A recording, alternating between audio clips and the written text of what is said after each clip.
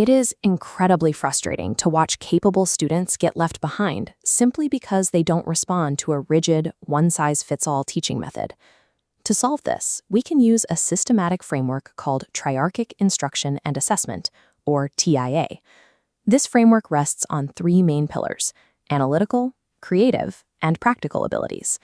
By the end of this video, you will have a step-by-step blueprint for building a TIA unit plan tailored to your specific classroom. You aren't tossing out the required curriculum. TIA is simply the framework that ensures that same content reaches every student, regardless of how they process information. Step 1 is mapping the classroom. Before you plan a single lesson, you need to establish a baseline of your students' preferred learning styles. Look at this activity sheet. This is a screening strategy called Form a Team. You give students a hypothetical scenario. They are the captain of a mission to Mars and must assemble a crew. To succeed, they pick classmates based on 3 specific skill requirements. Those 3 choices force the students to identify their own strengths, categorizing themselves as logical analyzers, creative inventors, or practical problem solvers. By asking them to select specific classmates for the remaining roles, you also get a clear look at the peer-perceived strengths within the room.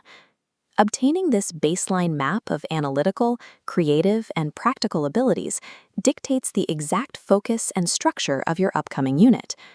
That brings us to the logistics. This list outlines the standard recipe for building a triarchic unit. You start step 1 by explicitly defining the curriculum content you must cover.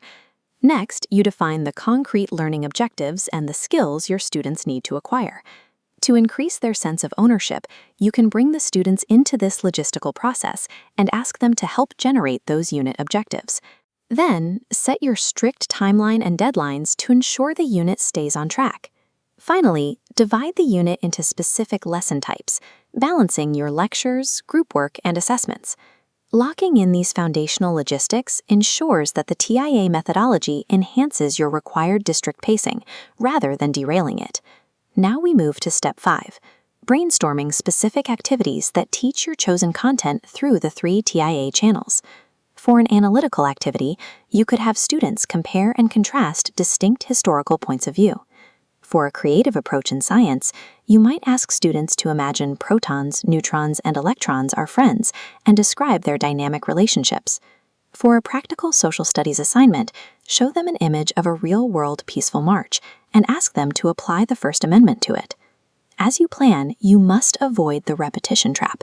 TIA does not mean teaching the exact same concept 3 separate times. You also need to avoid the forcing trap. Material should never be jammed into a learning channel if it doesn't naturally fit. If you are teaching highly abstract mathematical concepts, like calculating quintillions, trying to force a practical, everyday application onto the lesson is a waste of time. Your goal is to teach through the content using varied channels over the course of the whole unit, maximizing individual outcomes rather than trying to equalize them. The final steps are arranging your brainstormed activities into a logical sequence and designing the corresponding assessments. This graphic illustrates the core sequencing concept of TIA, matching versus stretching. Highly analytical students must first be matched with analytical tasks so they can build initial confidence with the material. But later in the sequence, those same students must be stretched. They need to face creative or practical assignments to correct their inherent weaknesses. A perfectly sequenced unit deliberately balances matching strengths with stretching weaknesses. That process ensures every student develops the adaptable intelligence they need for adulthood. You now have a complete TIA unit plan, a dynamic, fully realized blueprint for reaching diverse minds. This creates a shift in classroom culture. When a student needs to learn something differently, you have alternative teaching methods ready to deploy.